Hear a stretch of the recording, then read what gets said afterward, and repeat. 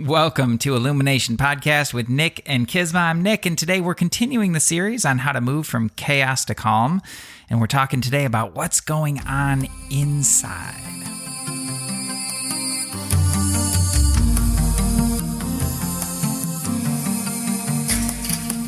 Hello and welcome to Illumination Podcast with Nick and KISMA, bringing you ancient wisdom for modern day success so that you can have the mindset to get your life and business set. As always, thank you for tuning in. And if you're new to the podcast, take a quick second to hit the subscribe button in iTunes, SoundCloud, or Stitcher. If you want to get the inside info for this and every episode, as well as some free gifts, go to illuminationacademy.net/podcasts. And now let's dive in to get your mindset for your life and business set.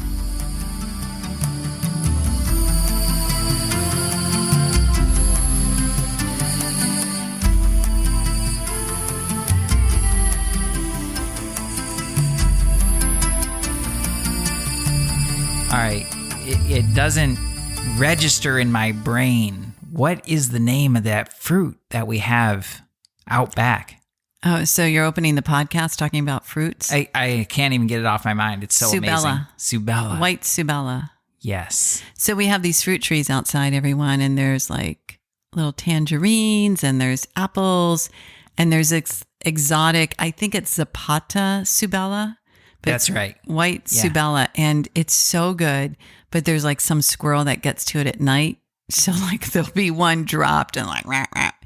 So I'm picking them and ripening them inside, but they're really yummy. Yeah, they're so good. You cut it in half, take out the seed, and scoop it, sort of like an avocado. It's kind of like an avocado, kind of like a cherimoya, but not either of those for sure. It's like that got that real sweetness to it. Yeah, it's just amazing. I think it was the Garden of Eden. Remember when we were looking for places though, and we were like, I remember saying like, oh, it'd be so cool to have like a fruit tree of some sort, and we have like so many fruit trees. We have an abundance of fruit trees. It's amazing. I'm so excited. Mm-hmm. Yeah. Ooh. Grateful. Yeah. So here we are. We are recording from the Mystic Next Door's office. And this is part 2 of the series, how really to go from chaos to calm. And today we have to look at, everyone, if you want to create calm, we have to look at what's going on inside of you.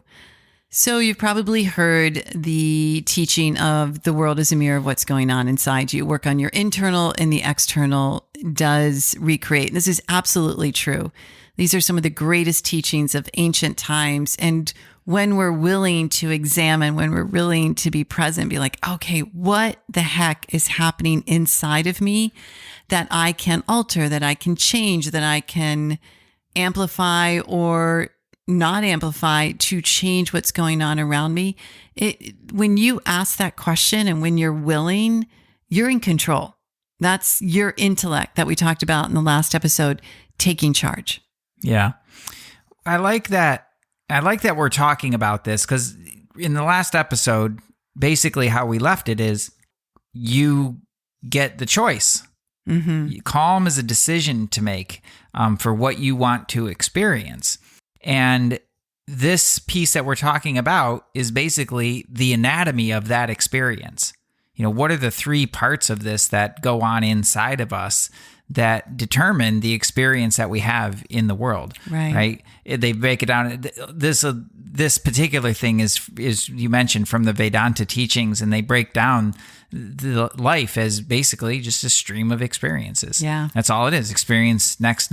You know, we're just flowing through life. Okay, well, we get to decide what that is. And here's what's going on inside that will determine that. Mm-hmm. Yeah. And your perception of your experiences will make your life, how you perceive life. So the quality of, and then the quality of your life.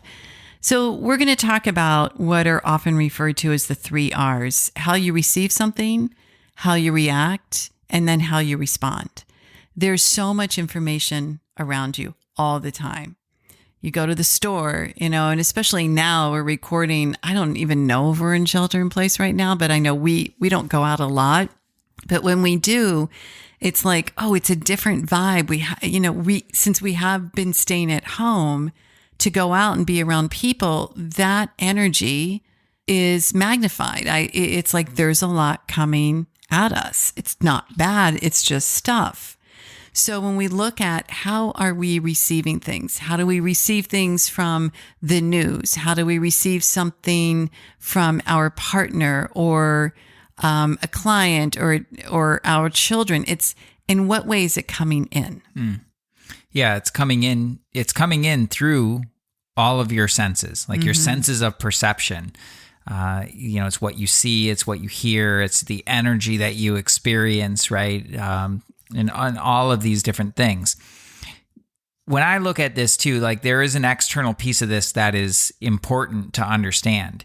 That if you want a quality garment on the on the other end of a factory, right? You're going to need good raw materials. If if the mystic wants to cook a great meal in the mystic's kitchen, that's going to start with quality ingredients. Any chef will tell you that too. Like, not that I consider myself a chef in any way, but anybody, like all the people I've watched are like, yeah, it always starts with ingredients. When you watch Chef's Table, you see the care that they go into to get these amazing ingredients, and that is part of what makes that food so amazing, right? So there is a decision of what and who do we surround ourselves with? What are the quality of the people? Not good or bad or right or wrong, but just the quality of them. There are bright, shiny, sparkling people who are, really motivated to go do amazing things in the world. And there are people who are very committed to being stuck in problems. So, what do you choose to surround yourself with? That and then choosing to the degree that you can. Right. If you're in an office or a corporation, there are certain things that you don't have a choice about. That's okay. Like, it's not the end of the world. It's not like you need to go blow everything up just because you don't like Don in accounting.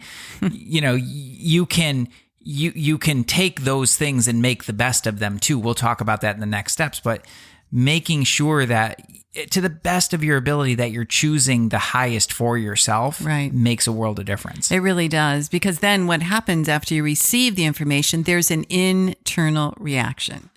Something starts percolating or not, or moving around or getting triggered or feeling good, like all of these feelings, right? And that internal reaction is going to be part of course, what you carry on, what you take on, how thick it is, how heavy it is, how joyful, how wonderful it is. Yeah.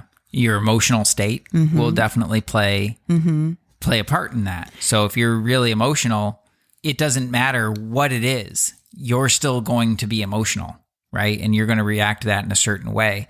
So many times, with people in partnerships, intimate partnerships, marriages and whatnot, it's like, it can be that person can be really trying to be their very best person. But if you're not receiving that, right? If you're reacting to what they're doing inside of you in a certain way, you can make anybody wrong and bad, and you can judge them, and you can do all sorts of things around a person who's trying their best, and let alone somebody who's really not, right? That can be particularly challenging. At the end of the day, for me anyway, the most important part of this is that that's the place where you really get to decide how you're going to meet this. Right. So maybe you've done your best to set up your external world in a way that you really do have the highest quality possible for you in that moment around you. That's great. It doesn't make any bit of difference if you take all that in and dump all over it. Judge it, make it wrong, tell it it's not enough, right? If you ever think about like how the conversations that we have in our heads around people and situations and things, it's like it's really quite abusive. It really can be. It can be. I mean, that's why I have an intellect, so it doesn't go there, like, hopefully. But that's the whole point of what you take in, you receive. What is the reaction going on internally? How to guide those emotions that might be lower vibe, might be agitated, to a higher emotional state, so that when you reach the third R, which is respond, you're responding in a way that continues to create calm, or at least isn't triggered and doesn't blow things up. Yeah. If it's something that's obviously, if something is coming in that's warm and fuzzy and you're great, you're going to respond in that way. The key is that when information comes in, when you receive it, and the reaction internally is like, oh, this doesn't feel good, you take a moment, you notice it, you use and plug in that intellect so that your response is on par with what you want to have happen down the road. Like, I think we have to get out in front of it all before we open our mouth and start talking. Yeah. Yeah, I think emotional detachment gets a little bit of a bad rap because it's misunderstood a lot, where it's often taken to mean like suppressing your emotions or stuffing them or like whatever people think about that. But that's not what we're talking about here at all. Yeah, we're not wanting to be a robot. Yeah, it's acknowledging you're a human being. Like, you have emotions are one of the things that make you so amazing as a human being. Like, they're beautiful. And you can choose something outside of that. You can be really, really angry and still choose to be kind. That's right. You can totally do that, right? It might be challenging, and sure, you're probably going to have to clean up some things around the anger, but I can guarantee that if you respond in an angry way, you're going to get more anger. Right. Absolutely. I mean, most people, when they're triggered or upset, they're going to blurt out words. They're going to speak over other people. They're going to interrupt. They're going to accuse. They're going to make the other person wrong because they want to be right. And it becomes this really toxic spin. And it is chaos around you and inside of you. So when we take that moment of listening, and not just listening to the other person, but listening to our own internal reaction, listening to our heartbeat, listening to what is getting triggered, and doing a really quick, like, getting present and just asking, like, I wonder why I'm taking this on. Like, why am I reacting this way? Again, the moment we ask ourselves a question, there's a pause. And that pause is a golden opportunity to take a breath and be like, how is it that I want to respond? I'm not saying, everyone, that if something, abrupt is going or abusive, that you should be, like magical thinking, oh, it's okay. No, sometimes we have to meet the energy. We actually have to be really strong and really present, maybe even loud, maybe even yelling. Yet when it is done because you know you're going to do it with purpose, that's when you are reacting in a way that is using your intellect and you're not just imploding. Yeah. Yeah, it's important. It's like a strategic reaction. Yeah. It's a reaction that's in line with what you actually want. Exactly. What you really want, Yes. not what you want to do in that moment. Exactly. It's so important to get out in front of a conversation, of an instance, and be like, what is the end result that I want? Where do I want this relationship? Where do I want this project to go? What do I want? And then to guide your reaction and then your response towards that. Yeah. Yeah, I want to talk about a really important aspect of each one of these is that there's a let go point as well. Right? The let go point is really key. So in the first one, in the receipt part, there's a let go about what you can influence in your environment at that given moment, it's so cliche, but it's taking that, like, it is what it is kind of perspective. Like, okay, like, this is the situation, like, as simple as that. In the reaction part, when there's a reaction inside of you, there's a let go that allows you to just see that for what it is as well. A let go to say, okay, I'm having this reaction. Observing, right? Yeah. Like we talked about in part 1, you become the observer. Yeah. It's let go of, like, trying to make it any different, and let go of the manipulation or whatever it is that you're trying to do to control or change the situation, so that you let go so that you can actually just be with whatever it is. And the let go is actually where a lot of the magic is, because the same happens in the response back into the world. Yeah. Right? It allows you to respond more cleanly and clearly and more in line with what you actually want, which is, the actual goal of having a better experience of your life. Right. Right. And the response, you can do and say all the quote unquote right things, and you have to let go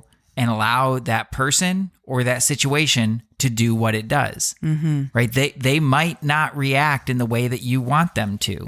You can say it sweetly with the right tone and all the right words, and they might still get kind of agitated with you, right?